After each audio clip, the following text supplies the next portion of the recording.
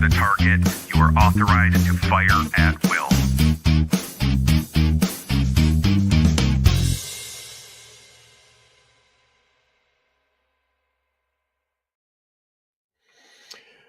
Hey, welcome aboard for a rare Sunday afternoon, Sunday evening, I guess depends on where you're at. Live stream, and if you're watching this on playback, I'm not going to apologize for the time being off. It's just what it is. But welcome to a rare Sunday live stream of Libertarian Lowdown here on the Minnesota Black Robe Regiment, MBRR Media. As the rebranding is working, I'm still working on images and whatnot for rebranding the channel, the platform, because we're so much more than just me anymore. Like, we've got drive time dialectics that we do for a series. I'm doing it again, talking in the third person. Worse than Bob Dole. Well, okay, I'm not worse than Bob Dole, but y'all get it. But drive time dialectics, which a lot of you love because of the interactions that we get, where I'm talking to the audience and the audience is talking to me. We have TC and Friends Monday Night Musings, which covers everything from politics to law enforcement and other government corruption and injustice. We've got Libertarian Lowdown, which this is season 4, episode 2. Most of you who watched the series are aware that we had Jeremy Kaufman on for the season premiere, which was a great conversation. We're going to have Kyle Matip. I knew I was going to mess his name up. Kyle. We're just going to call him Kyle. Easiest name in the world, he said, to say, and I still managed to almost choke on it. But I don't know. I am on my second show for the day because I was over on the other show that I do over on Veteran Nation Live with Skipper. We had a great conversation over there today, talking, of course, about VA issues and the corruption within the VA and what that looks like. So if you guys haven't subscribed to Vet Nation, make sure you head over there and check that out as well. But we're going to have Kyle in, and we're going to talk about Kyle's journey to libertarian thought. And Kyle also co-hosts or hosts his own podcast, and he's had some heavy hitters on, and we're gonna bring him in to talk about that here in just a minute. I want to thank all of the show producers and show channel members.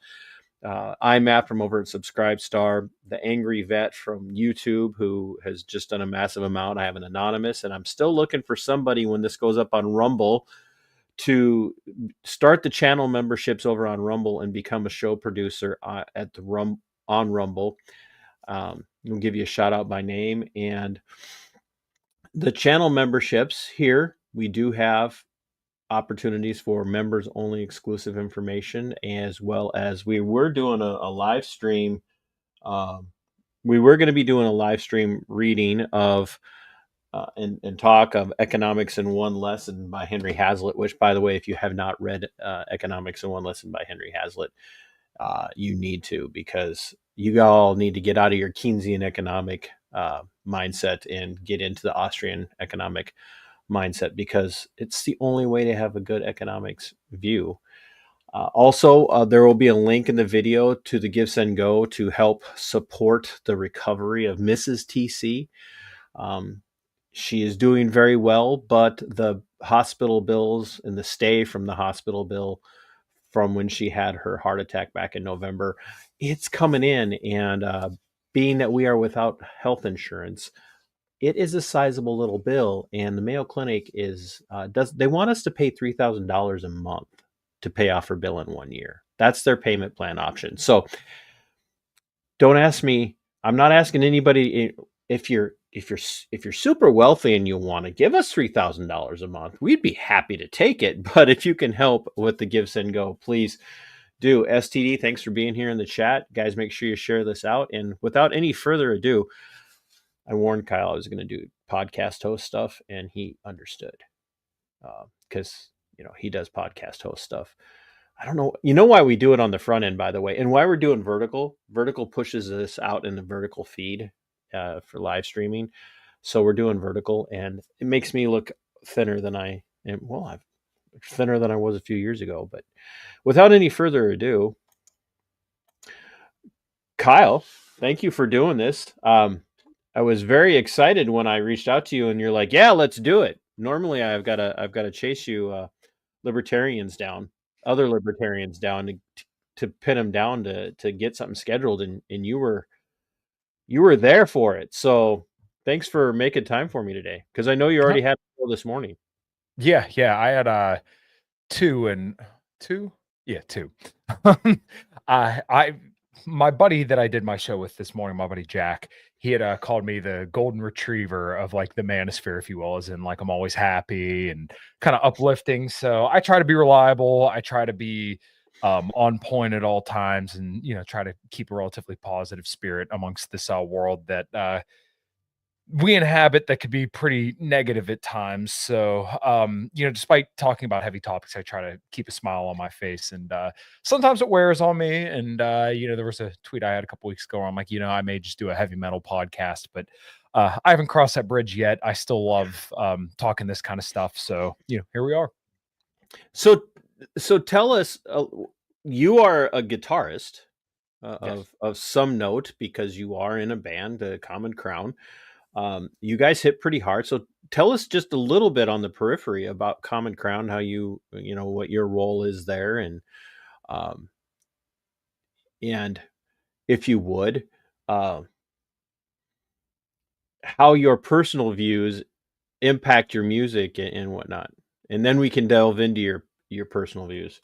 Yeah, of course. So, I joined a Common Crown, I wanna say it was 2019, and, it it's kinda crazy for me to kinda think back to it because that was such, like, a pivotal year for me, and, like, I'm not really realizing it until, like, I start talking about it more and more. It's the year I met my wife, the year I joined a Common Crown, and, obviously, right before that, right after that year was 2020, which was a, very, very big year as well, but, I'd been playing out in the local kind of like band bar scene here in Pittsburgh, Pennsylvania for I want to say probably like 2, maybe 3 years at the time. And I started getting kind of getting entrenched in the scene, if you will, and meeting people. And hopefully it was, my shining personality and then maybe my lackluster guitar skills that kind of drew everybody in. But I played in a band called Wretched Hive, which we were kind of like a death metal, sludgy kind of band. And I really, really like that style of music. And if I could do it again, I would, but I just don't have the time now. Um, so I was playing in that band. I started playing like an early 2000s, 90s kind of rock cover band. And those had kind of fallen apart. And I was essentially bandless. I was looking for a band and my friends in a Common Crown at the time, their one guitar player just his heart wasn't into it anymore. So they reached out to me and said, "Hey, would you like to try out?" I'm like, "All right, yeah, what the hell?" So you could still find this video on YouTube, and I didn't realize until I watched it again. I want to say probably like a year ago, just how bad like the audio quality and everything on this video was. I'm like, how did I learn all these songs about this in this video? But long story short, tried out for the band. I'd already been friends with these people for a long time. We would hang out, we would drink and do all this other stuff. And, my bands had played with a Common Crown before, got the offer to join the band. So we released our first CD back in 2020. And they had released a few singles beforehand, but I felt like I was a pretty significant piece in that. So we recorded our first song EP, changed a guitar player, and released a couple more songs. And then me and that guitar player didn't quite gel that well. We're still to this day very good friends, but like just musically we weren't gelling. And we got another guitar player about a year ago, and just like the creative juices have been flowing. So we got about 5 songs that we're recording right now, and life is really, really good. I wanted to say as soon as you brought me on stage, and I was thinking about this before I even came upstairs to do this show. I am a very, very grateful person, and specifically being in a Common Crown, my mind's always in that place that I'm very, very grateful to be amongst great band, great family, and great coworkers, really too, at my real job. So, The music is phenomenal. I know I reached out thank to you. you out of the blue a couple of days ago, at Mhm, having just been really kind of rabbit trailing into your guys' music, and I mentioned Mother Love Bone mhm. because obviously there are all sorts of musical influences out there, but there's something between the vocals and the lyricality and the instrumentality of what you guys do just really reminds me of Mother Love Bone. And if people aren't familiar with Mother Love Bone, like, that's the face that launched the grunge movement. And so many people came out of that. Just Soundgarden, Pearl Jam, Alice in Chains. So many people came out of what Mother Love Bone did, um, and so I'm listening and I'm hearing so many hints of them and even Andy's voice in your lead vocalist's voice, who, by the way, is not your quintessential rocker. When people think of metal bands, I'll just leave that up. People go and check out Common Crown. But I'm struck by how tight knit you guys clearly are in the way you play, the way you perform, and how well you guys work together. Because in today's day and age, even rock and metal is so overproduced. It's so formulaic, and you guys just don't. Even the cover of Message in a Bottle, just yeah, that's the right Police song, right? Yeah. Just blows the entire idea of even formulaic covers right out the window. People think of the Sound of Silence as being, kind of that quintessential cover of an old school throwback. And I listened to what you guys did with Police, and I'm like, maybe the number one cover I've heard in a very, very long time. And I'm not just saying that to get you on the show, because you're already here. Thank you. So, and as you could tell, I'm a music guy. I love I love music. I write when I use music to write. I use music to just decompress. And you guys have made it into my top circulation for my drive to and from work. So, dude, well, thank you. Seriously.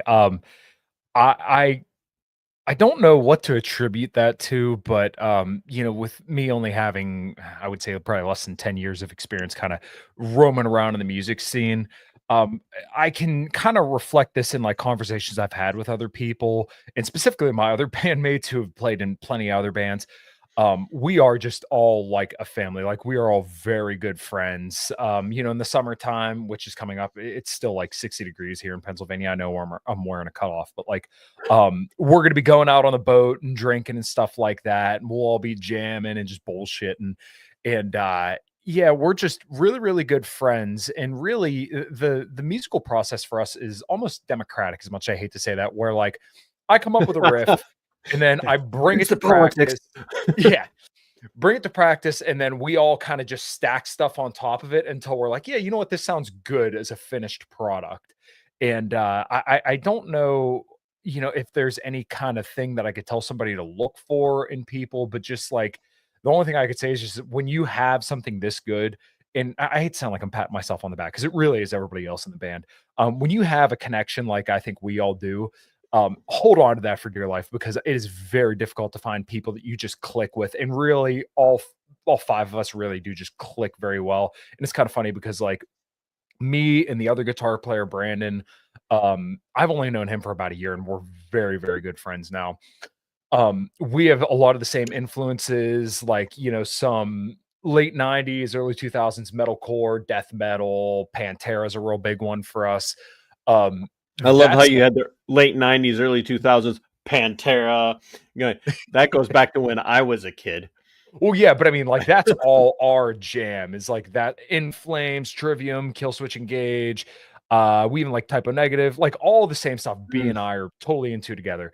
Jen has done like a cappella jazz records. She's into country and stuff like that. She also likes a lot of the 80s hair metal and 90s grunge. Steve, he's the oldest member of the band. Funny enough, he's only like a month older than my dad, which is just hilarious to me. But wait a minute, he's a month older than your dad? Yeah, so he's 56, I want to say. So such an old man. Yeah, he's into all sorts of stuff, and then my drummer is mainly like 80s hair metal. So like it all kind of coalesces around, hard rock and metal. But I really think that we understand the art of songwriting, and I mainly can credit my drummer for being kind of like I don't say this in a way to dig on him, and some people may think of it this way, but he's like a Lars Ulrich kind of figure, where he's not the best drummer in the world, but he is an insanely good songwriter, and I will take that 10 times out of 10 over a drummer that could play the most complex beat in the world. And it's a lot of method to the madness, but like we just have a really good connection. We're all really good friends, and we just love hanging out with each other and playing music. Like we look forward to going to band practice every Tuesday. I love that you had to throw that out there, that you're like, I'm not cutting on him, but he's kind of like Lars Ulrich. And that's always the, that's always the go-to for anybody that wants to cut on a drummer. Yeah, I don't mean it in that way, because like, no, I know, it's just funny that realized, yeah, it's just, but there again, there's like Metallica is one of those bands where it's so easy for people to hate on them, because a lot of people have this ideology. Boy, politics is already coming up in my brain. Already have this idea that Metallica is formulaic, and I'm like, I was around when they got started, and they're anything but formulaic, and their messages are actually really anti-establishment in the non-acceptable anti-establishment way, and because they're so heavy and so hard, and so it's Metallica just gets riffed on so often, and I'm like, I guess I don't get it. I mean, I wouldn't say they're one of the best bands that's ever existed, but they certainly aren't worthy of the garbage and the crap that they get. So when you brought up Lars, I'm like, oh, I get what he's saying. He's like not every drummer can be Neil Peart. and not every drummer has to be either. I think the No. reason why Metallica gets a lot of flack is just because they're arguably one of the biggest bands in the world right now. And you know what? I kind of look at that and I'm like, you know what? That's cool. Like when I saw Gojira play the Olympics, and not like physically there, but like kind of saw it blown up all over the internet. I'm like, that was a band that was probably playing bars in that specific city that they were playing at in this big castle. I mean, I'm getting chills just thinking about it, about seeing these guys on a platform with all this fire, and it's just awesome, right? There was all that controversy around the disgracing of the sacred dinner, which we can talk about that all day, but like for me, from the heavy metal perspective, and being a kid who grew up feeling some kind of way towards general society because I was a long-haired kid that loved heavy metal, seeing them kind of playing the Olympics in their hometown, it's like those guys were playing those bars. They were drinking beers, struggling to pay for rent, probably struggling to put gas in their car, and now they're headlining the Olympics. Like that just, it's so crazy to see metal get into the main lexicon. And like people dunk on Sleep Token now, who's kind of like the next up and coming thing. I get it, but also the way I'm looking at this is like, oh, this may be like the start of, okay, people hear Sleep Token and they hear like the electronica stuff, and I dig it. It's not like my favorite stuff, but I'm like, oh, you know what? This is actually enjoyable. People may hear this and then they hear that low-tuned guitar that Sleep Token plays. I'm like, oh, well, who else does stuff like this? Oh, Meshuggah. Meshuggah plays these 8-string, real punchy, chuggy riffs. And then maybe they look into like Trivium or Periphery or some other heavy metal band, and then all of a sudden, now they're back to Pantera, and then maybe before Pantera they get into Sabbath, and then there's this history of heavy metal comes from just starting out by hearing Take Me Back to Eden or something like that on the radio, and then next thing you know, you're jamming Paranoid or Sabbath Bloody Sabbath, and like that to me is just so cool, because that means there's going to be more kids like me. Or even like when Stranger Things had Master of Puppets on and Metallica saw this huge resurgence, it's like, okay, well, now this is going to open up a whole new door for a whole bunch of people to get introduced to this genre of music, and they'll get to experience what I experienced. And it's funny because my wife isn't like a metalhead at all. Her favorite artist is Kelly Clarkson, and she like talked to some people about this recently, and she's like, oh yeah, every time I go to a heavy metal concert, therapist, I hope. But she's like, oh, everybody's happy. There's no trash on the ground. Nobody's fighting. Everybody's super friendly. But you go to a country concert and people are beating the shit out of each other. Like there's just a whole different world out here. So like, true. It's long so true. Everybody thinks metalheads are just angry and killing people all the time, and it's like, no, they're like peace and love. And you had said something that made me. Oh yeah, you brought up Stranger Things and this uptick, a resurgence of popularity of Metallica, especially after Master of Puppets. And I'm like, and then you ask most people though, and the one they remember is really remember now is that Running Up the Hill. What's her name? Kate, oh god, Kate Bush. That's it. Yeah, That's Kate who it Bush. is. I'm like, Yeah. that's the one that ended up like earworming for everybody was Running Up the Hill by Kate Bush. I'm like, don't get me wrong, Kate's a phenomenal artist in her own right, but I'm like, Master of Puppets is so much. There's so much depth to that song, and it was a great fit for that movie or for that show. So you get started in music not all that long ago, really. You get in with Common Crown right before the pandemic. You must have been pretty kind of much on your way towards or already entrenched in the libertarian volunteerist mindset before getting there. Uh,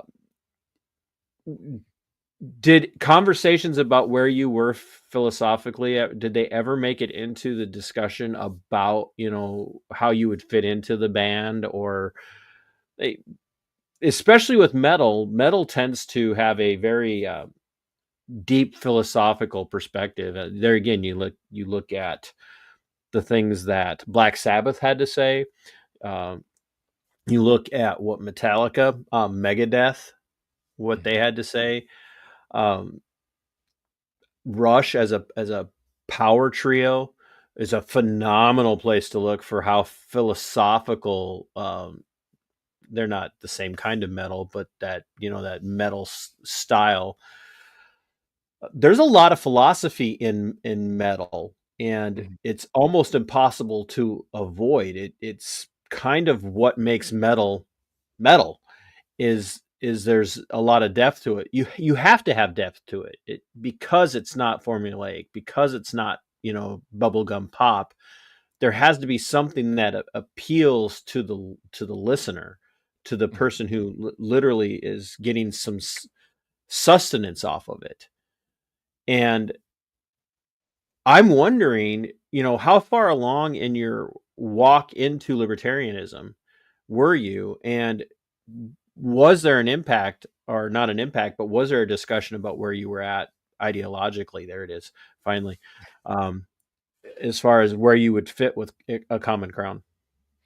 So it's kind of funny because I considered myself a libertarian ever since I was probably 17 years old. And I joined a Common Crown when I was about 23 or 24. Good. So God, you're making me feel so freaking old right now.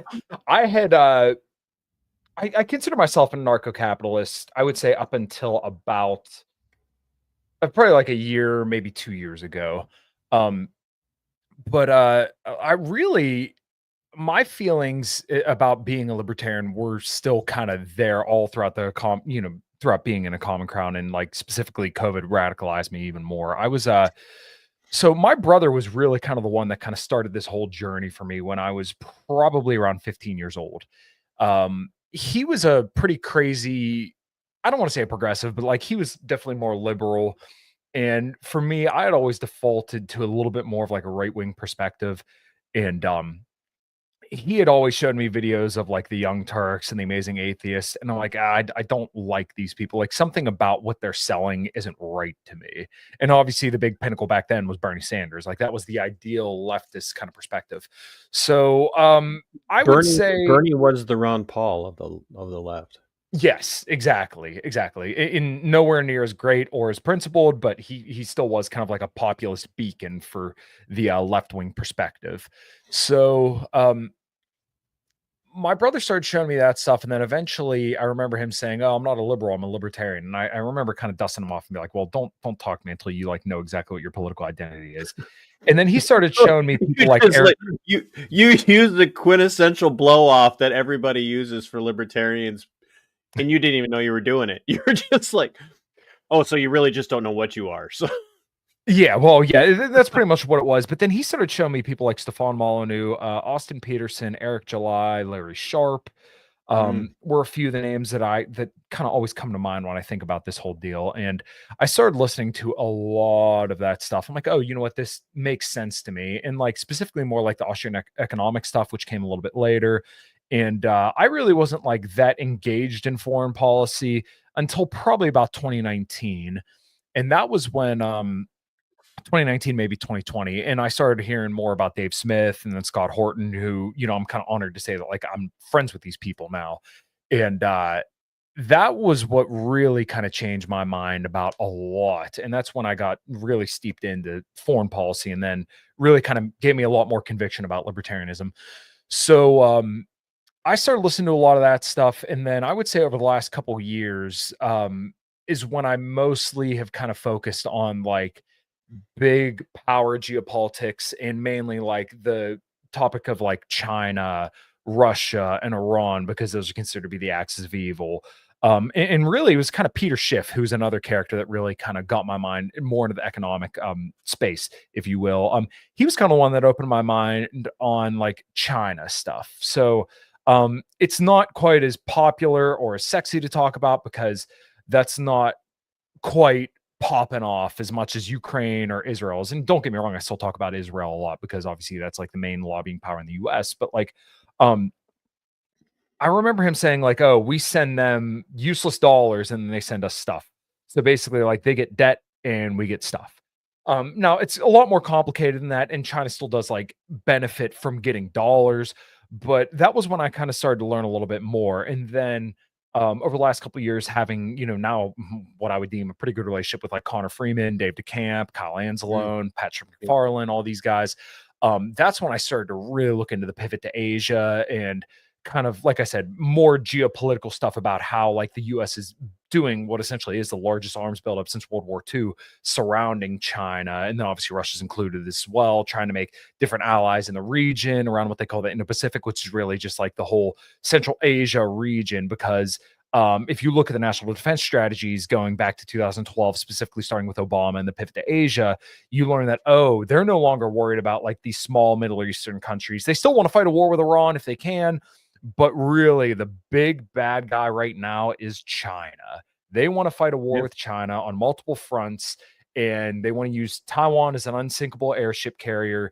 That's what you see happening in Israel, and that's what you see happening in Ukraine as well. Is that we want to basically drain Russia down, we want to drain China down, we want to drain Iran, and we want to remain the sole superpower. You've heard some explicit admissions that like we live in a multipolar world, but when you look administration to administration to administration, you do see a continuity of policy in this respect, specifically with China, maybe a little bit less so with Russia, but definitely China is the big one that every single administration is like, no, we got to make sure we're ready to fight this war.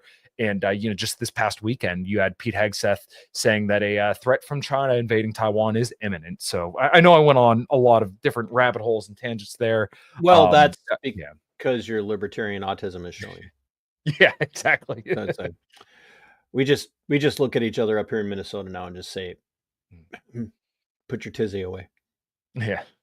No, it's, but I think that's really what happens with a lot of people. I would have never called myself a libertarian because I wouldn't have known what it was. But when I look back at where I was philosophically, even going back into my high school days, I wasn't really a Republican, even though I leaned that direction and was very active as a junior Republican.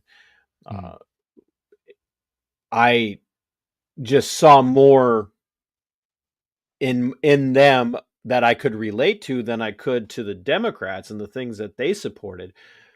But the more I developed, the more I began to realize, like, I don't have a lot in common with the Republicans either. And it wasn't until I was really kind of forced out of my comfort zone, not too long before, the pandemic, that I really needed to start looking into it. And I ran into some of the same things where I started plugging into Dave, and I don't get to call him a friend though. So, but I, got plugged into Dave. Even Brian McClanahan, who is not a libertarian but runs in the libertarian circles. Brian has been just absolutely 100% beneficial to me, because so much of what I push against, and people who think they're conservative, think they're pro-liberty, think they're pro-freedom, like Brian just goes in and dismantles it, and he does it from being in their camp, from, telling these people, you're not really conservatives.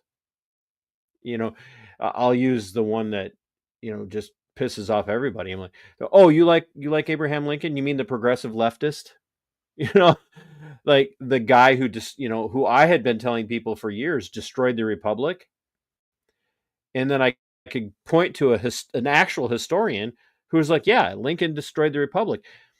And I can give people resources, but that's what I did. I found out that I wasn't what I thought I was, but I was actually this thing that everybody, of course, even to this day, still, oh, you're one of them libertarians, what's everybody's favorite, Lolberts? Because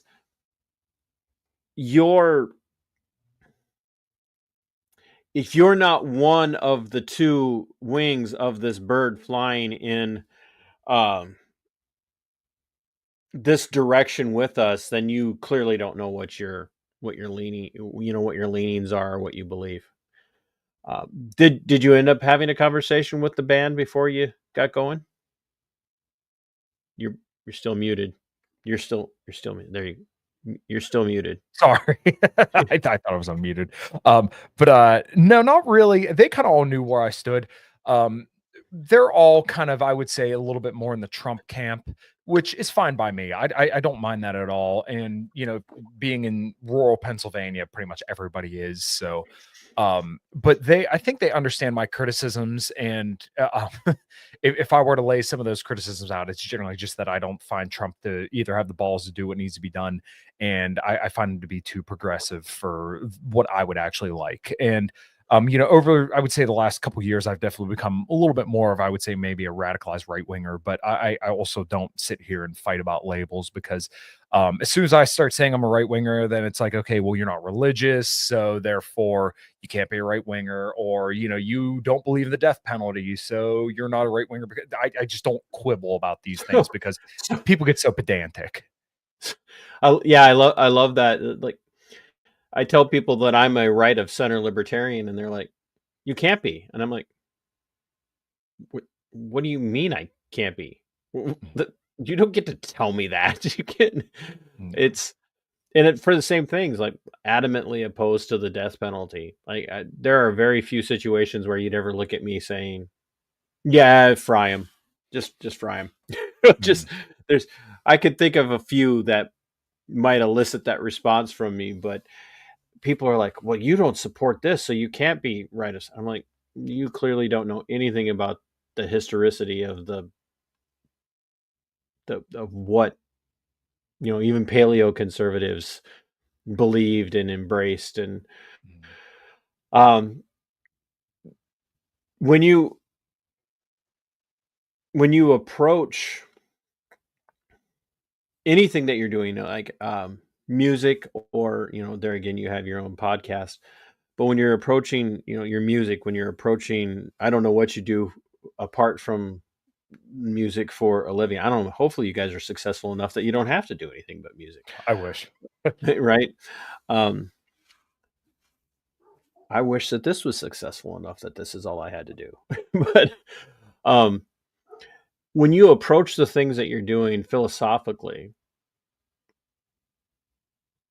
do you find that you have a harder time melding or meshing with society, with where you're at ideologically? Sometimes yes, but other times no, because I think this also has to do with you as a person. Like, if you're a more introverted or extroverted person, I'm pretty extroverted. I could get along with just about anybody. And if you look at all the guests I've had on my show, I've had people who consider themselves radical communists that, like, we would have a phenomenal conversation. And I have had plenty of great conversations with those kind of people. Also probably the furthest, right that you could possibly get, guys who would probably consider themselves white nationalists and then wouldn't reject being called racist or anything like that. And I like I said, I feel not necessarily that I don't have my own beliefs, but I can empathize with people well enough that I can always understand where they're coming from, so we can have a conversation. And I don't want to say I can weaponize their own beliefs against them, but I can usually converse with people enough to kind of convince them, or at least make them understand where I'm coming from. So I think that has less to do with your political beliefs, but more about like how you are socially. Like I said, I'm a pretty gregarious person. I like to interact with people.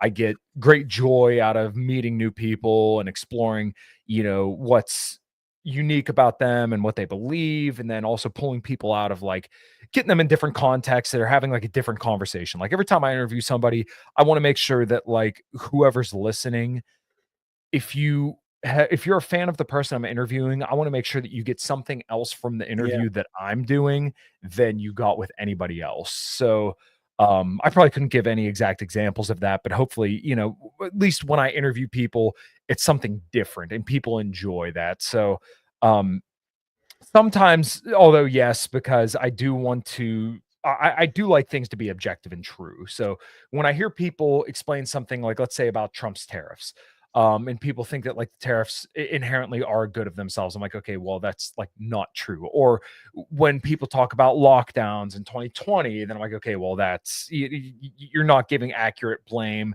and accountability for people that you like who were complicit in this. Or like Joe Biden, when people talk about Joe Biden and his foreign policy and say that he was like somehow an asset of China or something like that, I'm like, okay, well, you're leaving out all the, foreign policy actions that he took specifically against China. So I do find that like my objectivity and desire to know the truth and speak the truth does sometimes make these conversations a little bit more difficult.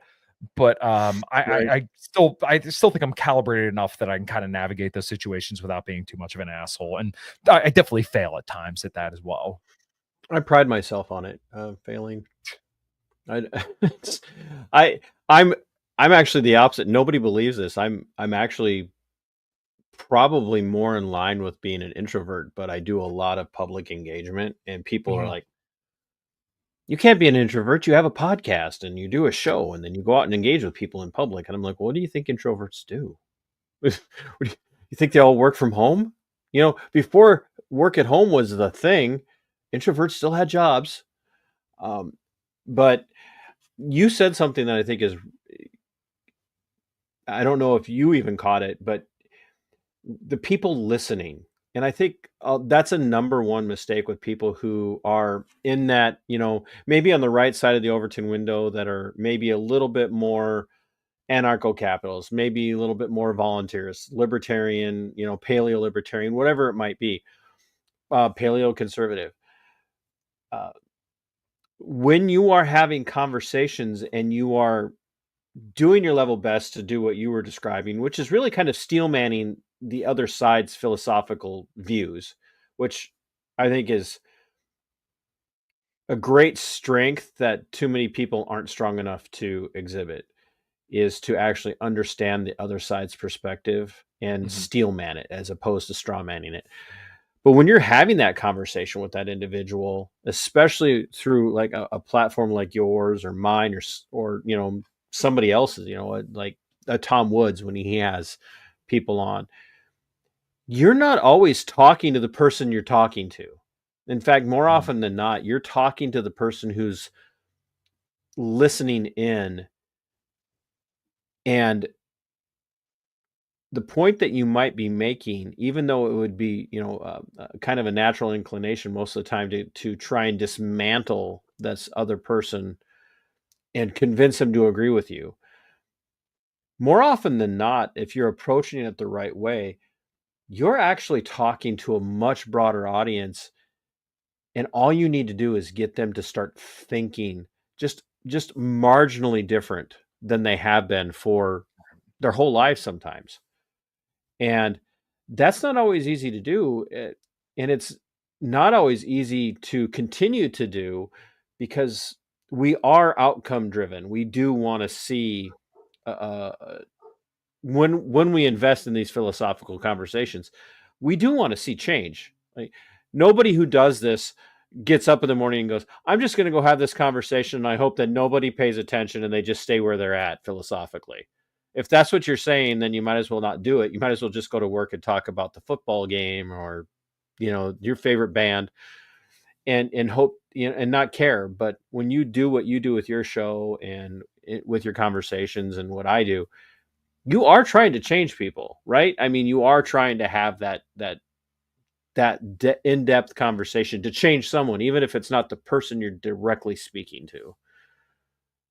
Yeah, and like I said, the goal should always be, at least, maybe not should, but my goal with my conversations is always, like I said, to hopefully give someone like a different perspective or give them some information that will hopefully they can use to make their life a little bit better. Because ultimately, I can't change other people. I can't change the way they think. I can't change what they do.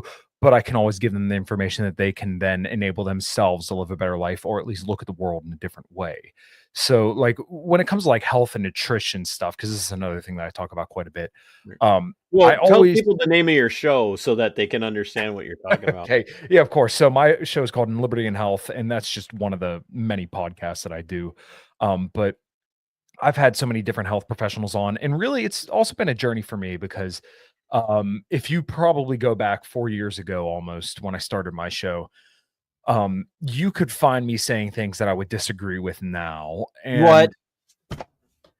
Oh, yeah. Unfortunately, some people do change their mind, and like I interact with people who I know just aren't going to change their mind and aren't open to evidence. But I remember I interviewed somebody who does like a lot of stuff about like medical research, and she talks about like different shots and treatments and stuff like that.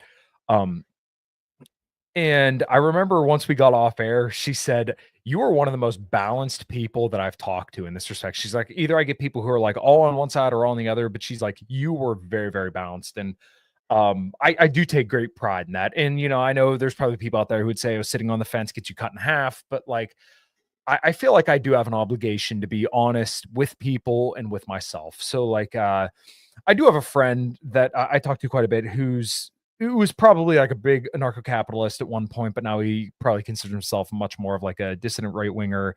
Maybe he would call himself like a national socialist of some sort, and not like the scary from the 1940s that people are thinking, but somebody that's like definitely a little bit more on that bent, if you will.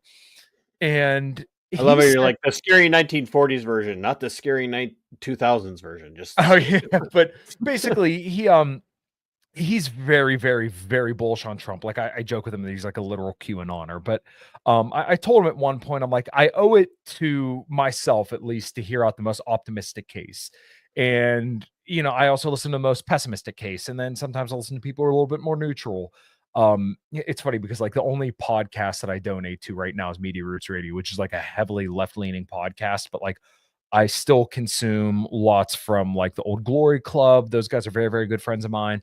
Oren McIntyre, who's another good friend of mine. And then, listen to lots of like Nico House from For the People podcast, Sabrina Salvati, who runs Savvy Sabs, who's like a radical progressive who wants reparations, stuff like that. So like my repertoire of people that I listen to is very, very wide because I feel like that's the way I can best stay informed and also kind of keep my worldview in line. And something I was talking to my buddy Jack about just yesterday was like, sometimes I think about the things that I say or the things I may send out on Twitter and think like, am I being an idiot? And I don't think people ask themselves that question enough, which I know that sounds like a dumb question, but sometimes you do need to ask yourself Yes. if you are being a retard, because there are some times where it's like, no, I didn't think this out. This is being sloppy. This is lazy. I could word this better. Did I read what I'm quote tweeting? Am I saying something that's in line with this? All these things are important things to ask. And hopefully I do a good enough job of being intellectually honest. And hopefully that reflects in how people view me and hear the way that I talk.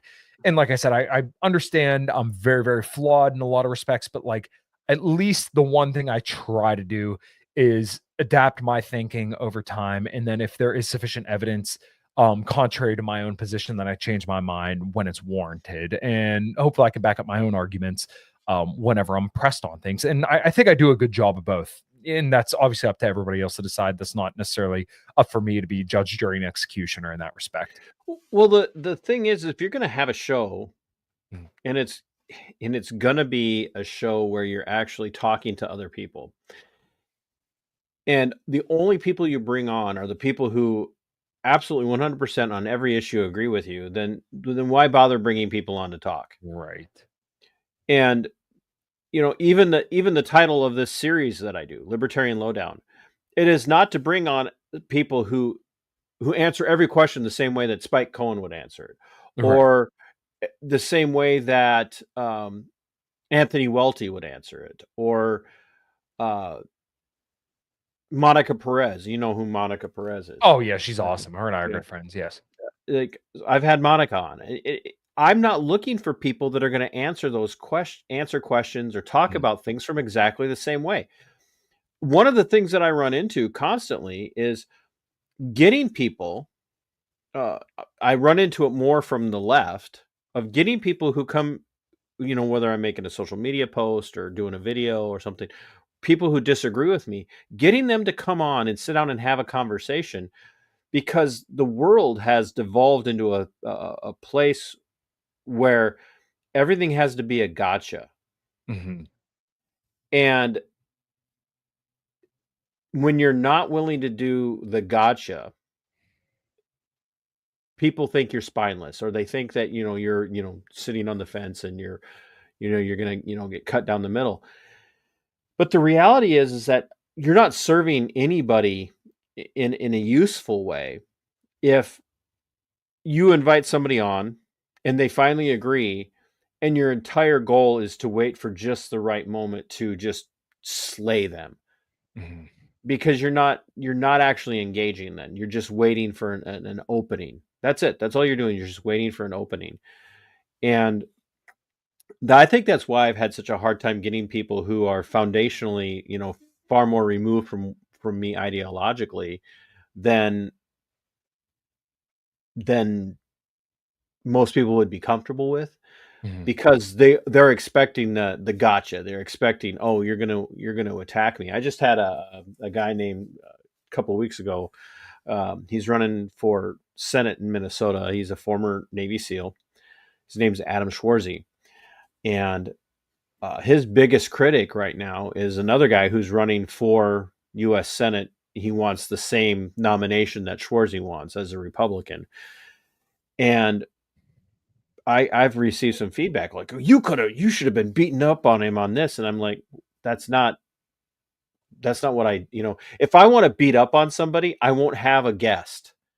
I'll literally, and I do content like that, where I will literally beat up on somebody without a guest, because there's something that I'm trying to say, something that I believe needs to be said.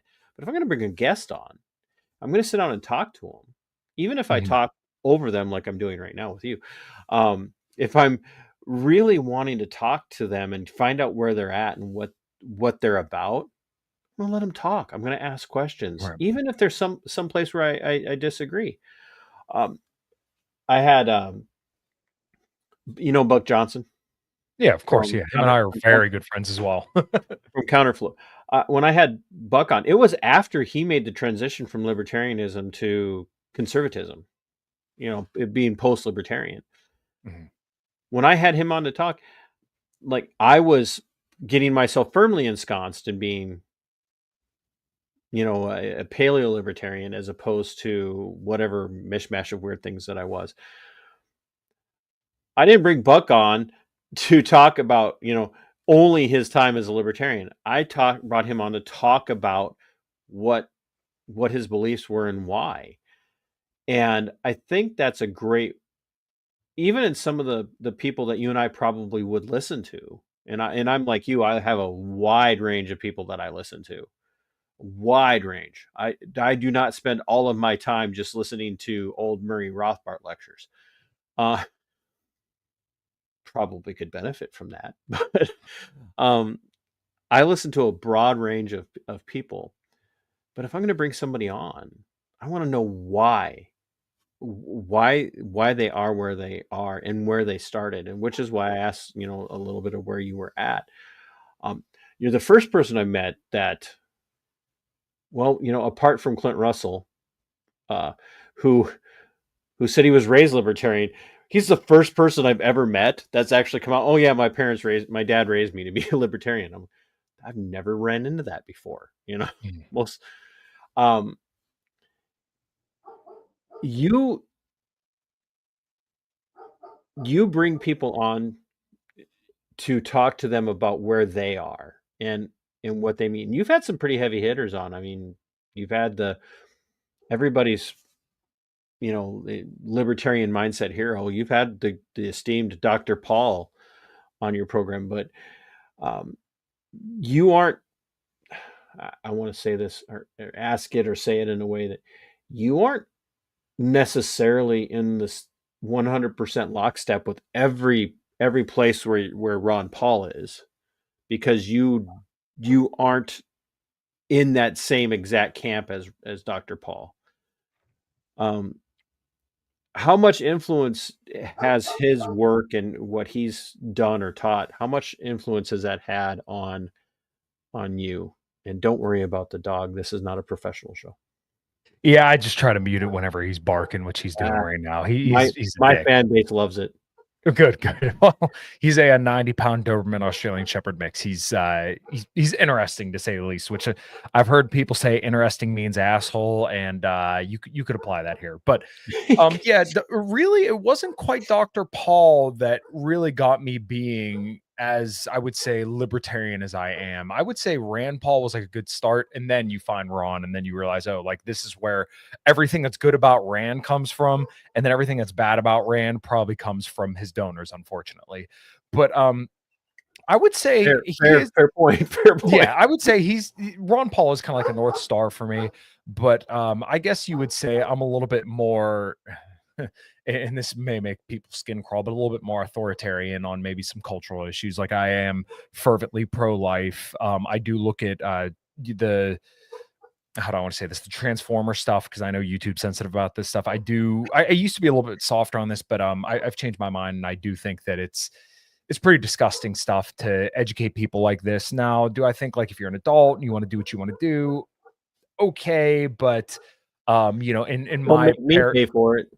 yeah, well, not only that, but like I do think, and this is perhaps where I've moved a little bit away from libertarianism, that like the people who do those kind of surgeries, I do think they should be legally punished, because I think that you are mutilating people. So, and you know, there's a debate to be had there with reasonable people where we could disagree. But also like immigration, I've changed my mind on that, because I used to be a little bit more of an open borders guy. Really? So you actually probably wouldn't be that far removed from a much of the libertarian camp then, because there's a good percentage of I would say, if I was, you know, putting my finger in the breeze and trying to gauge the percentage, the vast majority of libertarians that you listen to now have moved away from the absolutely unfettered open borders camp, because I think they're starting to see how dangerous and problematic. Yeah, well, it's not just about culture, it's also about like what kind of society do you want to live in. And my wife and I are expecting our first kid in about 2 months. So Congratulations. thank you Yeah. so much. Yeah, and we're gonna hopefully have a few I more. hope you're getting lots of sleep now. I'm pretty good at running on low gas, so Yeah, you ain't seen nothing yet, bro. yeah, yeah. Granted, it will be lower, but I do have a very, very phenomenal wife, and you know, I'm sure we're gonna be okay. But I also think about like what kind of society would I want my daughter to live in, and this is also kind of where I do think abortionists should be thrown in prison for the rest of their life. And I know that's a pretty extreme statement to a lot of people, but I do believe that's murder, and I do believe that people are responsible for the consequences of their actions. So, But I think uh, that's I don't know if that's as foreign to libertarian ideals as a lot of people would think. And I would just sure. remind people, you said yourself that you're not a religious person. You're not Mhm. deeply religious. And I think you're a perfect person to talk to about this, because I think there's a misconception that to be anti-abortion, to be against abortion means you must be some sort of hardcore moral majority right-wing Christian Zionist to cling to that, where I think a foundationally, fundamentally libertarian perspective on abortion is no, you are literally violating the non-aggression principle. There's no way to slice this topic other than to say abortion is aggression against another living human being. And yes, there's a room for a conversation to be had about how we mitigate abortion. But there is something to be said for a person who, a doctor, Kermit Gosnell, doing how can you look at that and say, I actually have more empathy and sympathy for an expectant mother than I do for a Kermit Gosnell who's profiting off of that. And not in a capitalistic way, but just literally in just a bloodthirsty, murderous way. And I think, I don't know that you're that far away from a purely libertarian perspective on abortion. Yeah, I mean, I've had people debate me on this, but I do Debate me, believe bro. yeah, I do believe life begins at conception, and that two adults who voluntarily engage in intercourse, which is fine. I do believe they're consenting to having a child, because there isn't a single adult on the planet who doesn't know that that's exactly what that's for. So therefore, you do take that risk. Everything we do carries with us risk, including that. So therefore, when you engage in that risk and a child is the result, just because you don't like the consequence of that action does not mean you're enabled to murder somebody. And I don't care how you dice it. That's the way I look at it. People can argue with me, oh, the mother has to raise it, but the mother voluntarily. And when we start talking about involuntarily, then okay, we can have a conversation about that, but that's not the vast majority of it. And honestly, in those cases, I would say I'm okay with an exception, but that's more of like an ASAP thing, like morning after, that the person who did that, who violated that, should be thrown in prison for the rest of their life. But you shouldn't have to carry that child to term because that wasn't your choice. If it's your choice, then I don't think that gives you the right to murder. It's tragic. In that situation, that's involuntary, but regardless, we're not going to base the whole policy on specifically that. So, like I said, you get to the point where you're so fine tuning your arguments that it actually goes to the contrary of how we should be living, which is common sense dictates so much. And when you remove common sense and you have to fine tune it all just down to this very nitpicky level, then everybody loses freedom. Everybody. Right.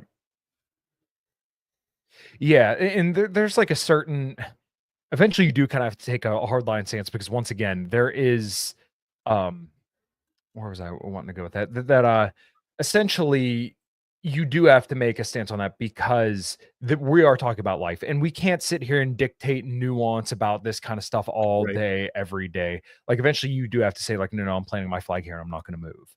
So, and this has always kind of been an animating thing for me, even before, my wife had got pregnant, is that I was always very convicted about being pro-life, because I do believe that life is the greatest gift that we are given. We may not choose to be born, but like, I also like the idea of paying it forward, where like I have lived a phenomenal life in the 30 years that I've been alive. And I do believe that my family, my children will have a great life as well. And I owe it to them to have a great life. So, there's something beautiful about humanity to me too. So like when I do see this kind of excess on the right, and maybe some people would debate me on this and call me some woke progressive leftist for saying this, but like I don't like this reflexive bigotry because progressives suck, that we should just be racist now and we should throw out the n-word whenever. And like if you Google my name and put iFunny after it, you will see the famous Nutter Butter Tower where me and Pete Quinones had typed out a hard R after Nutter Butter. It's hilarious, but like I don't think it's right to go around and find every single black person, call them the hard R just because you think it's making the world a better place. I don't agree with that. I generally like people. I like interacting with people. traveling and meeting different people from different cultures. One of the most awesome benefits I get from doing my podcast is interviewing people all over the planet and getting their perspective and learning about different cultures. I like that kind of stuff. So it comes from a love for humanity and a love for people that I am pro-life. And I, now going through all the ultrasounds that my wife and I have been through, I don't know how somebody could look at a baby in the womb, which my wife and I have done now multiple times, and think it's anything other than a life right there. Seeing, her feet move, her hands move, her turn away when they're doing the ultrasound. I don't know how people come to a different conclusion. I sincerely don't. And I get it. People aren't sitting there. 99+% of abortions are not done with somebody saying, yes, I'm going to kill this child. It's generally a woman who has the understanding that's been culturally taught to them that this is your body, your choice. This is just something that you can get rid of at your convenience. And I do think the doctors know exactly what they're doing. So that's why I think they should be punished. Could you make the argument that women are an accessory to murder? Sure, I guess. But mainly, I think this is on the people who know what they're doing, and those people should be punished. And no bars hold. Those people doing that should be punished. The thing that or what you're reminding me of is a little bit of listening to Dave Smith work through this exact same ideology and this mentality. Because Dave talks about this, not as much right now, but he has talked about it rather extensively in the past about how his view has changed. And I've always found it very compelling, I think is the right word, to listen to a person who has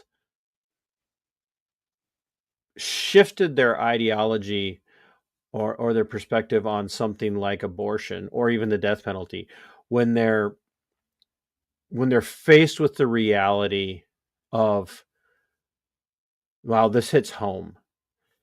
And that's not to say that there aren't, reasonable, it's even weird for me to say this, that there aren't reasonable people out there who would disagree with you and I on this. But very, very often seeing, your own child or having a niece or a nephew and seeing that ultrasound or holding that child in your arms for that first time, you start to have that quintessential sea change of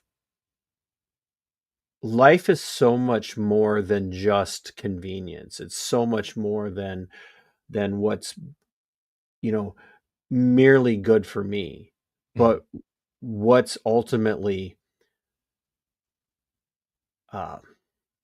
good for someone else. And again, I think that's so much more in keeping with the, kind of the libertarian mindset of, sure, I've got freedom, I have liberty. But as you said earlier, with the exercise of freedom and liberty comes the acceptance and an embrace of consequences. And that's not to say having a child is a consequence. It's a result more often than not. But the consequence of liberty and freedom is recognizing your duty to your own flesh and blood and wanting other people to be able to embrace that without having the world step in and tell them, oh, don't worry about it. You don't have to deal with that. You don't have to face that. And as much as they will argue that they're freeing these people up to live however they want to live, what they're really doing is they're protecting them from growing and maturing and dealing with the decision-making process that sometimes fails them. As you look at where you are now from where you started when you were 17, I know that at 17 you had it all figured out just like I did at 17. Yeah. But when you look at where you are now from where you were when you were 17, and you're expecting your first child, and you're in a successful band. I say successful because you have a you have an account on StreamYard, or not on StreamYard, excuse me, on Spotify. So, Yeah. but you guys, and people know who you guys are. But when you look at where you're at, are you finding yourself even, being more on the right side of the Overton window? Are you still finding yourself in that place where you're like, no, liberty is paramount, the republic is paramount, and I'm gonna have to say things that are gonna piss off people on both sides? Or do you find yourself maybe fitting in with us old fuddy-duddies like me a little bit more than you would have when you were 17? Probably side with the fuddy duddies a little bit more. Now I had a little bit more of a trial by fire childhood, and it's not that I'm not sitting here, asking for pity, because every single time I say I kind of go into this, it sounds like I'm asking for pity. I'm just telling you the cards I was dealt.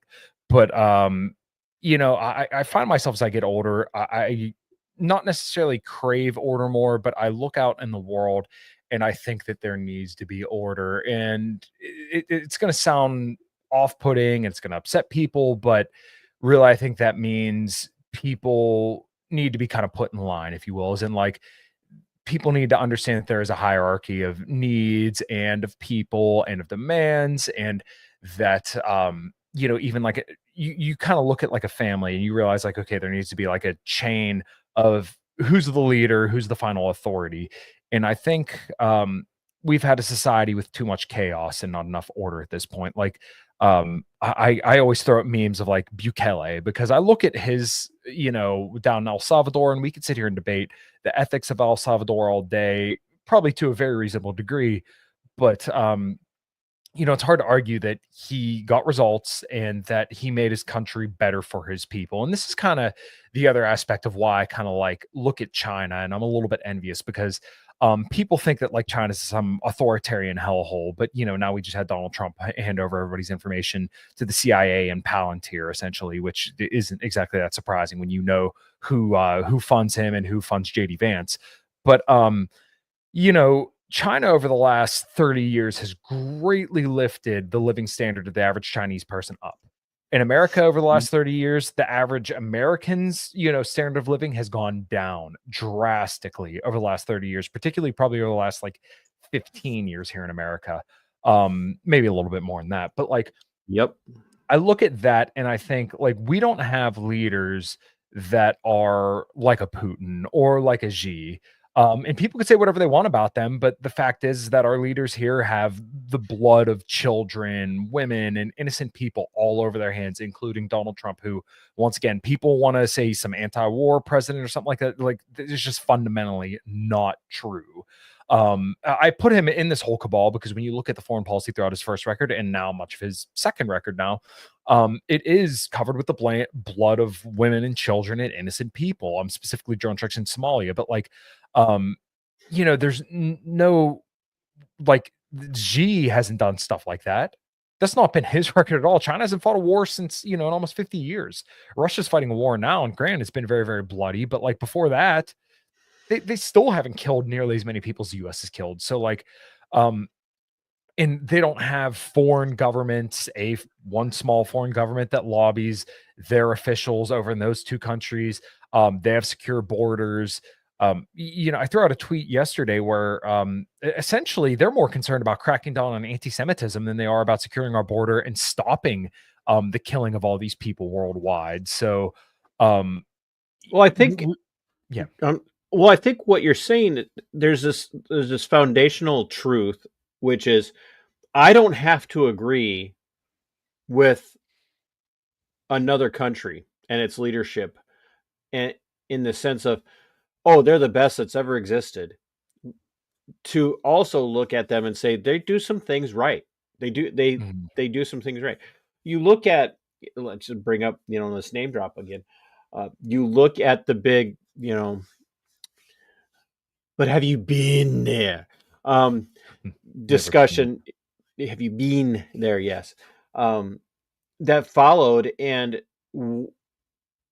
what that entire core group of people ended up doing was labeling anyone that's saying what you're saying right now as if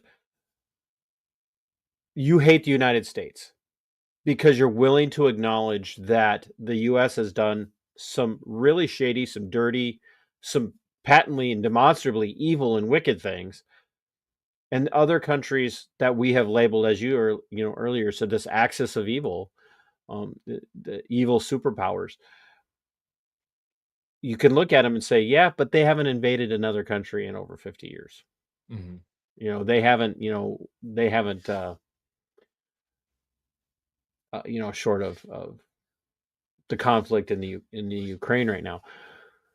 But you look at that, and people think that you have to laud everything that the U.S. does as being laudable.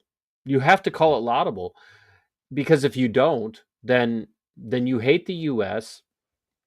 and you love the enemy. So why don't you, Kyle? Why don't you just go, pick up it? If you think China's so much better, why don't you try going living there as a white guy and see how that goes for you?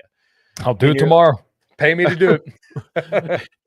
But the problem is like, no, when you love your country, you have to be willing to discipline it. You have to be willing to call it out and point out where it's at fault. And I think that's where the left and your normal rights, I refer to them as normicons, where they get it wrong is that you can't criticize the U.S. You can't unless the president we don't like is in power, but then you can only criticize them, but you can't criticize the country, because then you're criticizing us. And Horton says it well in Provoked. Yeah, we provoked Russia to invade Ukraine. Does that mean that Russia's invasion of Ukraine is moral? Scott himself says no, it's not moral. It's not moral, but neither is Ukraine moral, just because we're funding them. And what you said too, with the United States having blood on its hands, our not us, not we the people, in the sense of all of us, but we have a lot of blood on our hands just for what's been going on in Palestine for the last 2 years. Yeah. And people refuse to acknowledge that. They just refuse. They just absolutely refuse, because Israel's a good guy, because we're told they are. Are you finding yourself at odds with some of the things you're willing to say as positives about some of these other countries that we've been force-fed this idea that everything about them's evil, always been evil, and will continue to be evil? I mean, and keep in mind, folks, that for a better part of almost 150 years, Germany was the great evil of the world, and now they're the moral people. Yeah, I don't. It does shock some people.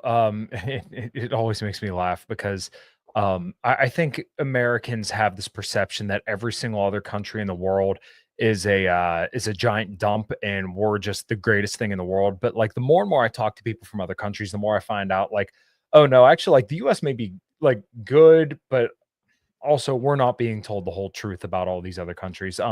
I have a friend who lives in Saudi that I talk to quite a bit, and it's beautiful there, and they make a lot, like a lot of money.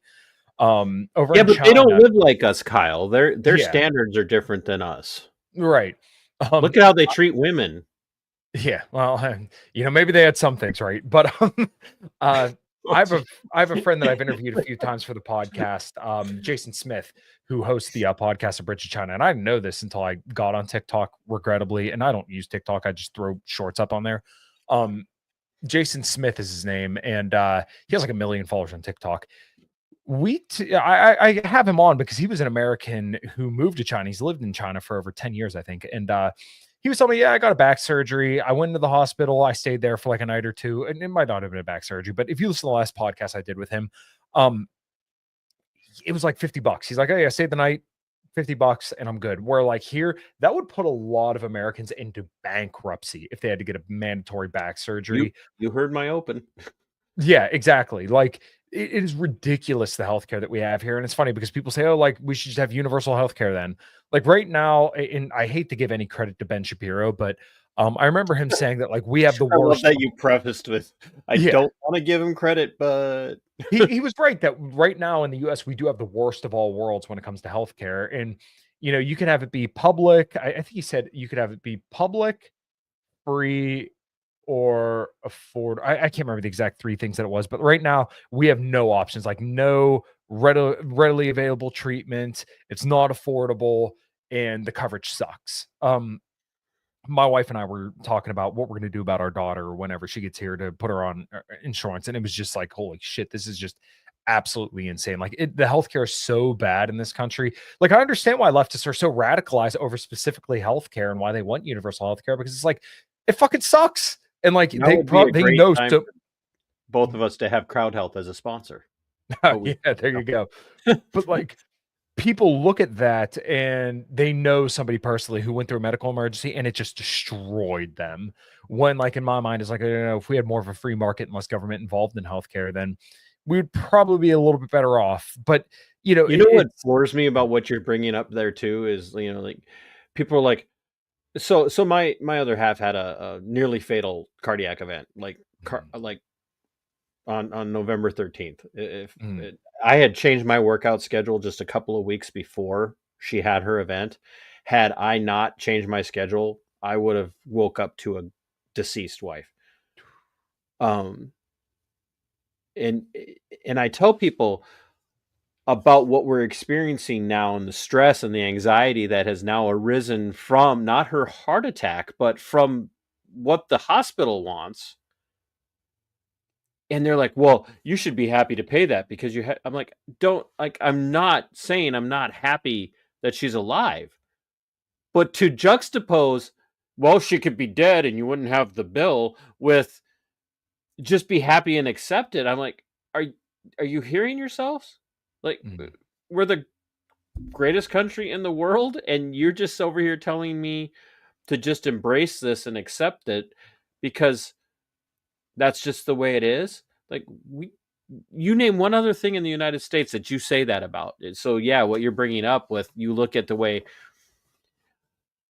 some countries handle things, like Canada's a perfect example. Yeah, you may not pay for your health care up there, but you don't get it either. Yeah, exactly. I have a follower who told me he was waiting like I think literally it was like 2 years to get it was like some minor surgery or something like that, or what the hell was, oh yeah, even here I wanted to get a tooth pain looked at like 2 months ago. They're booked out to like fucking October or something like that. And I'm like, okay, well, looks like I'm just gonna live with the tooth pain for a little bit. And thankfully Now it went we away. It know wasn't why anything big. people use THC. Yeah. But, I, uh, I had a little bit of a neck flare up, like a pinched nerve in my neck, and I'm thankful that, like, chiropractors are still kinda, Mm. like, outside of the health industry or, like, the healthcare industry because, he was able to get me in, like, the same day and mostly helped out. But, yeah, just I understand why people get radicalized about healthcare. I just think the solutions are vastly different between kind of more right-leaning libertarians and then obviously more like left-leaning people. I just don't think it's right that you force people by government fiat to care for people. Like I think it's a voluntary, or it should at least be a voluntary choice. I literally live in a town where back in the day you paid in livestock and I'm like, not even kidding. Like, Mm, the- we live in a Laura Ingalls Wilder town.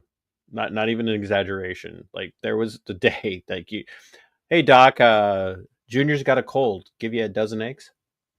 Like, like what I would supply eggs to every doctor that saved my wife's life if we could just go back to that. right. Um, I derailed you, but just because you had me thinking about just how flawed a system is and how reflective it is of how we tend to run things in the US, and then still complain about it, but never really, make the effort to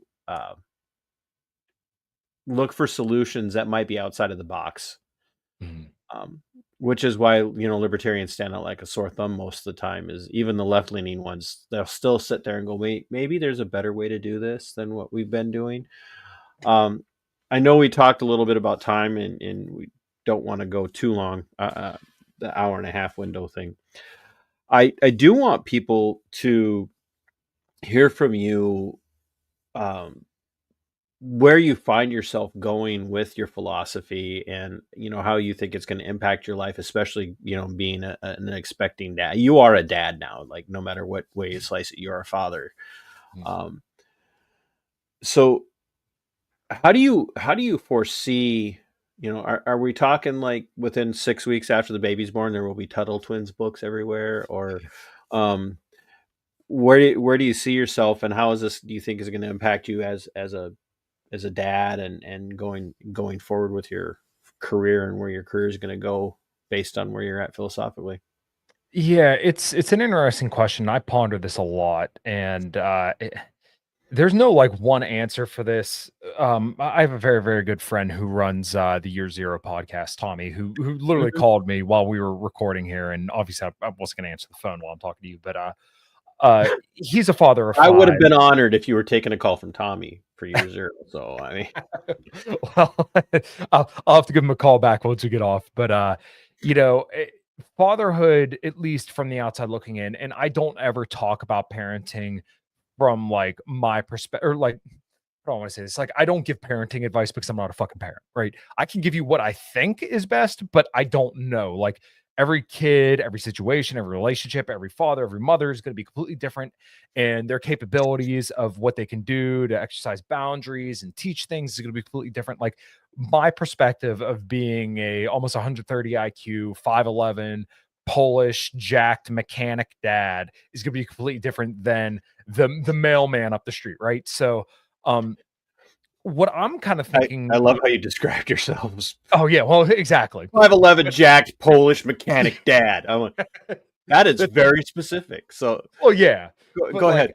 I think about like, okay, well, how do I teach boundaries to my daughter? How do I make her understand what a good father and what she's looking for in a good man? And how do my wife and I complement one another to give her um a functional understanding of the world and how people should interact with one another and what she should expect from other people.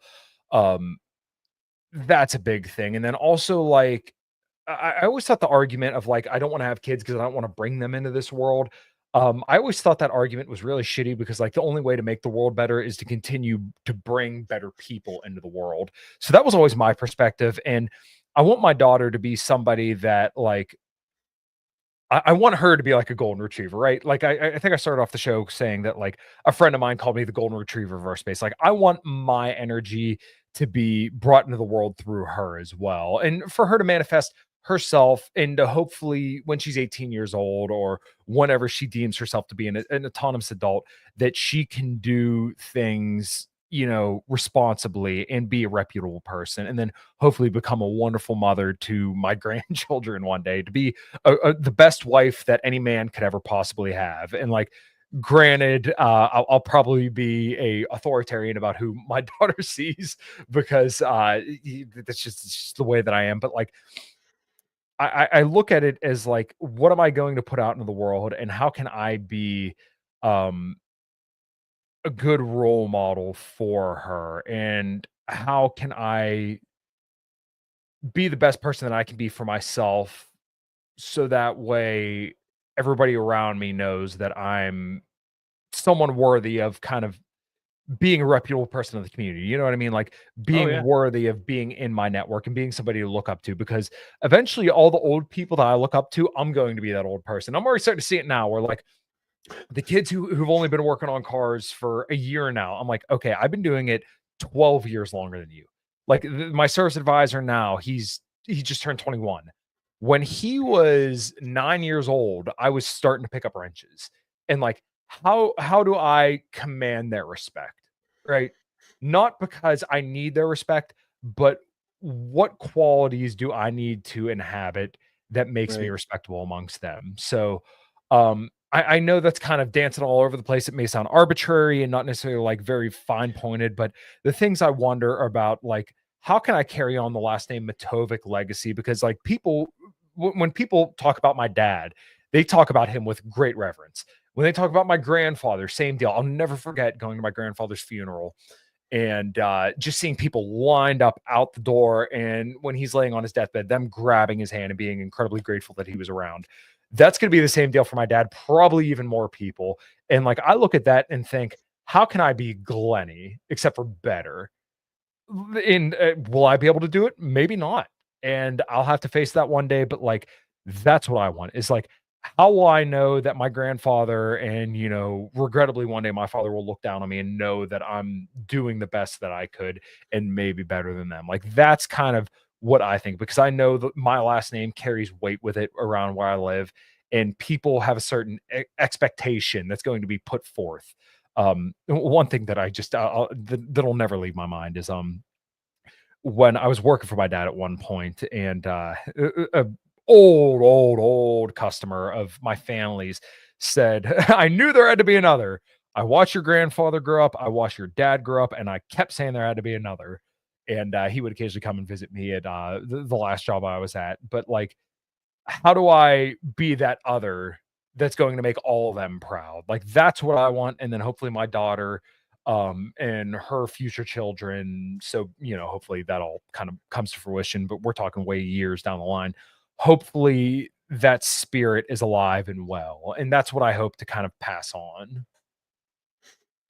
I think that what you're saying is really kind of an extension of where you're at, in that I can only work to make the world around me better through a positive influence.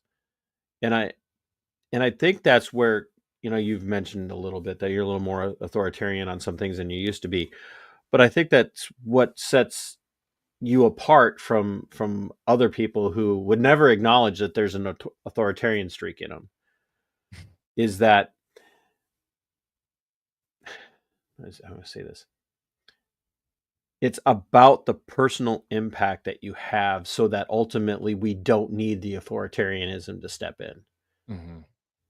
Like, there it's just the reality. If you are living your life in such a way to be a positive influence directly on your family, then even if you personally don't have the reputation that's going to cause other people to want to listen to you, they may take note in how your children live, and go, oh, maybe Kyle or Tom or whoever wasn't as bad or as much of a crackpot as we thought they were. I tell my kids all the time, I said, hey, look, with the kind of reputation for being a weirdo, radical, supposedly anti-government person that I am, it's going to make your life a lot easier. All you have to do is just try to be just a little bit better than me, and you'll succeed. People will have a positive view of you. I like to, I kind of like to cap off with just a few questions that don't require a ton of thought. Do you like to read, Um, or listen, or even books on audio, I, audiobooks? I wish I could say yes, but unfortunately, I want to read, but I do not make time for it. Do not make time for it. All right. Well, that makes that question easier to get around. Movies. Do you like movies? Uh, I recently, in the last year, got really into the Alien and Predator universes, and my favorite movies, Pulp Fiction. So, I am kind of a sucker for like awful B-rated horror flicks, like your slashers, your excessively gory films. I do just kind of find those oddly entertaining, but like I do Well, like the I the will not. going I through will not stuff. ask you what your favorite libertarian philosophy slasher flick is, then, because I, um, I do this. I do this with a lot of my libertarian guests when time allows, because I like to hear where they're at. So, like, like, if you like to watch, like, series, I always ask, so what's your favorite libertarian show that isn't labeled a libertarian, show? And I get things like the Expanse, or Battlestar, the remake of Battlestar Galactica, the stuff Yeah. from the early 2000s. Um, Do you find yourself then musically? Do you find yourself listening to things like Rush once in a while, just because you hear some of that Randian? Even though she wasn't a libertarian, she was definitely Mm. a little bit more in line with, especially, where you or I may find ourselves. Do you find yourself listening to for music sometimes to go, I really dig what they're saying in their lyrics, or It is really funny that you say that because I hope this doesn't come off the wrong way, but like I hate Rush, but like I no, respect what they I'm do not. No, you musically. must love Rush, or I Yeah. can never talk to you again. I don't really listen to music for like the lyrical themes for the most part. Like, granted, there's some stuff that I kind of look for, but generally, me being a guitar player, I'm looking for big riffs. Like Pantera is my favorite band in the world. I could talk about Pantera for days, but it's just like the riffs. If I groove with it, if it moves me. I've been listening to more like country-ish metal, like Lakeview and Swim the Current are two bands that I really really like. If I dig it, I dig it. That's just all there is to it. Like there's even some country artists that I like. Not a lot of hip hop I like, but like generally, what I'm looking for is just something that really hooks me and that I'm just into right away. So, but no, Would no, no. you I got would you admit to liking any bassist? like. Do you mean like bass players? Yeah. Oh, oh, of course, of course. Yeah. If I, funny enough, if my wife and I were having a boy, we're actually going to name him Rex. And where I got that name from was the bass player of Pantera's name is Rex Brown. So we're not having a boy. We will eventually, and when we do have a boy, it's going to be named Rex. So, yeah. I laugh when you say that because we had wonderful thoughts for what we were going to name our daughter and then our son, and then your kids you're like born and you're like, oh no, different name. Mm, Our daughter was going to be named Victoria because my wife and I both love Tori Amos. mm. Don't hate me. I No, think no, no. Tori's a musical genius. Mhm. But look, I've got you at 1 minute and 32 seconds, or 1 hour and 32 seconds. So I've kept you a little longer than probably Dude, you're fine. No problem at all. should have. I really enjoyed this because it was just gritty and it was about who you are, which is really why I do Libertarian Lowdown. I love that. If if you were going to give one message to people who don't necessarily know where they're at ideologically or philosophically, or maybe they've had enough of both Republicans and Democrats, the two wings that are flying us all straight into destruction, where would you point them uh, to look, and where would you tell them to explore to break away from those molds? I, like I said, my North Star would arguably be Ron Paul and probably Dave Smith. But also, I would say, like, if you're kind of exploring political philosophy, think about humanity and what you think would bring about the most human flourishing. Because, like I said, I am a loving people's person. So, kind of think about what the best in humanity is and think about what the best way to bring about the most human prosperity is and kind of work your way from there. And, obviously we consider ourselves libertarians. So we think Austrian free market economics and, the non-aggression principle and a, very friendly free market and, non-invasive foreign policy isolationism, honestly, is kind of the best path for that. And maybe some other people may find their views to be a little bit more progressive. Maybe they may find it to be a little bit different. But like really, I think it comes down to like find a love for humanity and what you think would do the best for humanity. That would be kind of where I think. But if you're looking for like specific people, yeah, I would say like Dave Smith, Ron Paul, Dan McAdams. I really like Nico House and the guys from Revolutionary Blackout Network. They're not libertarians at all, but I find their perspectives are very, very useful. Dave DeCamp from antiwar.com is a great friend, and I think Absolutely. he has a lot of great views on stuff. Love I Dave. like Jeremy Kaufman as well. So those would be kind of like a few names that just kind of come immediately in mind, but definitely like Ron Paul is kind of like the North Star. And then obviously Thomas Massey as well. So like those would be kind of the North Stars for me. Yes. Anybody that could take the kind of heat that Massey takes for just being so principled is, you just got to respect them. Yeah. Where can everybody find you, and do you and the band have anything coming up that people can look for? So if you're in the southwestern Pennsylvania area, we are playing a whole bunch of shows that are just gonna knock your socks off. We're opening for Hinder again, so if you're in the area, feel free to come check us out.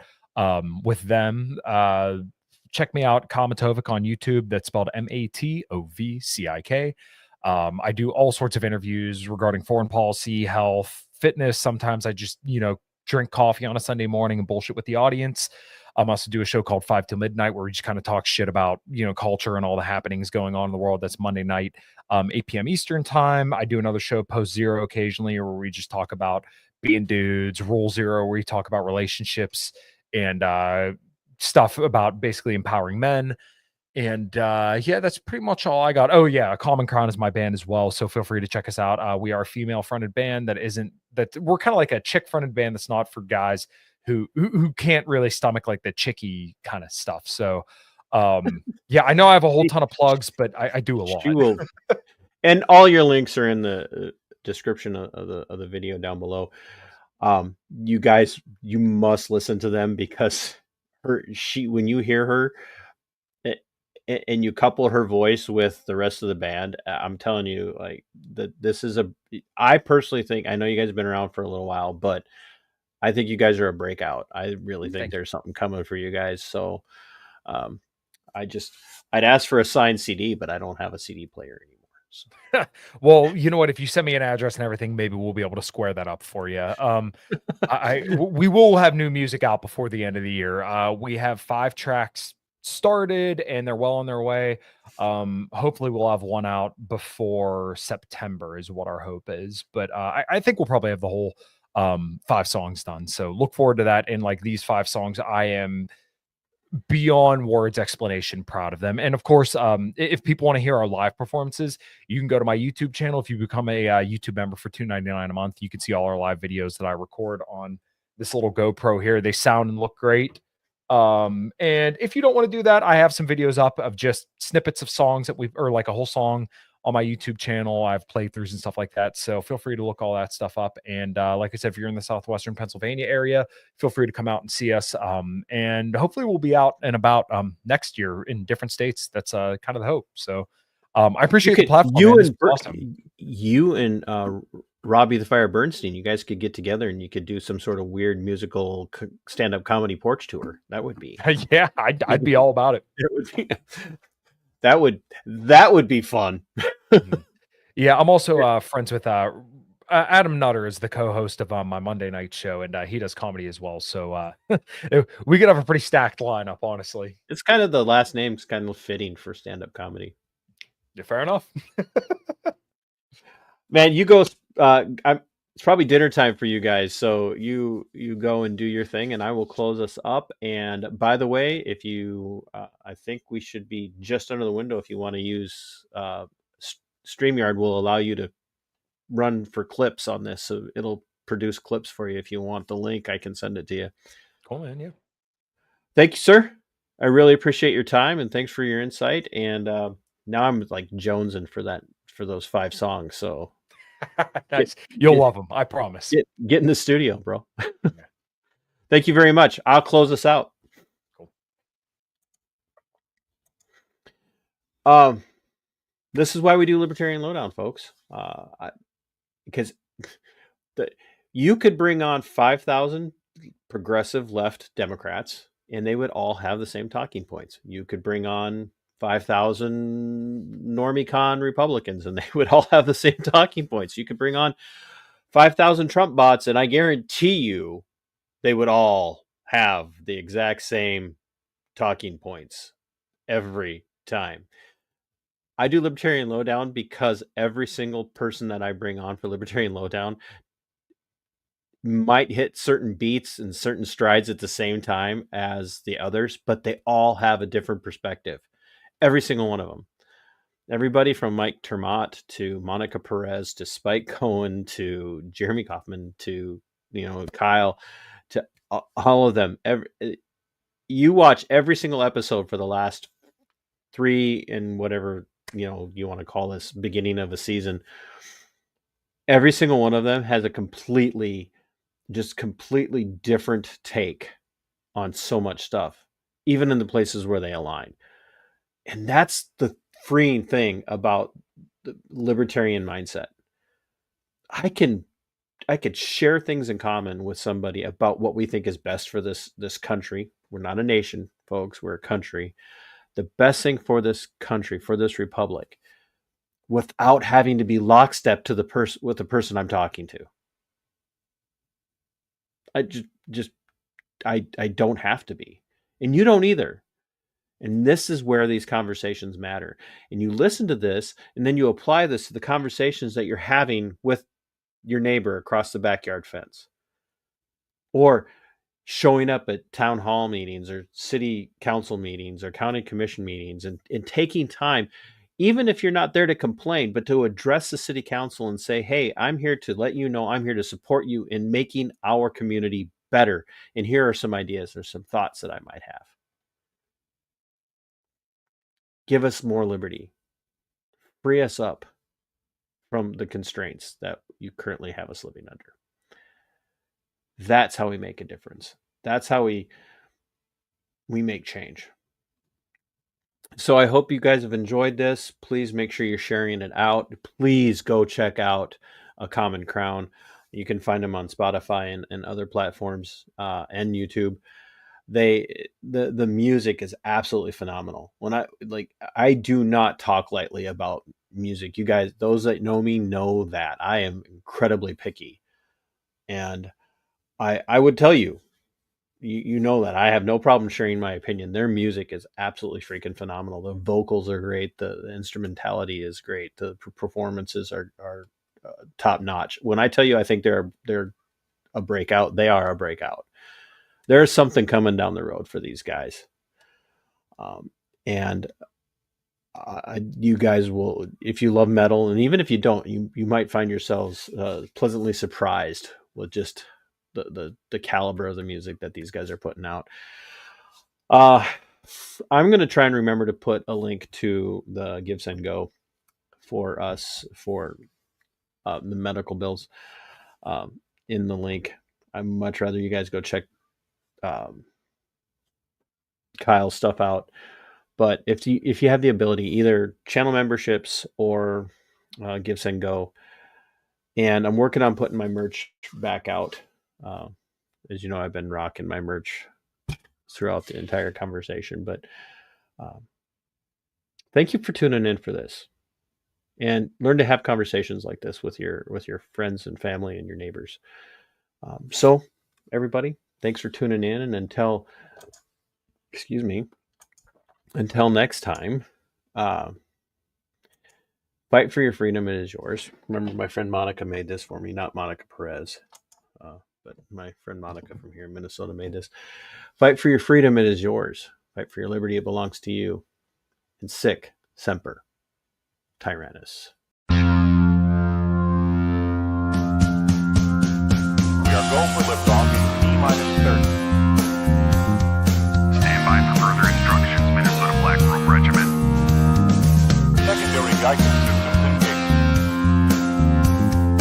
Minnesota Black Robe Regiment, it will be on my mark.